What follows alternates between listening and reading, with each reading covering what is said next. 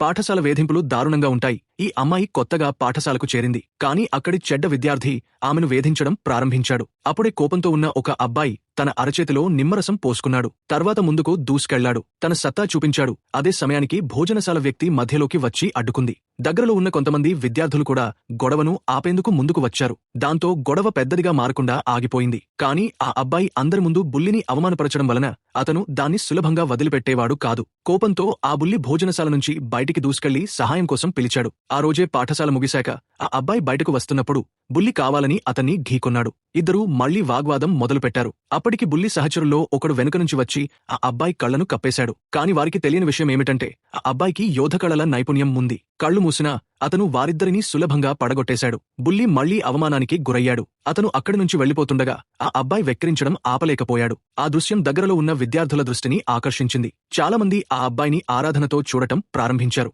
కాని రాబోతున్న అపాయం అతనికి తెలియదు. Movie name స్నాప్తా.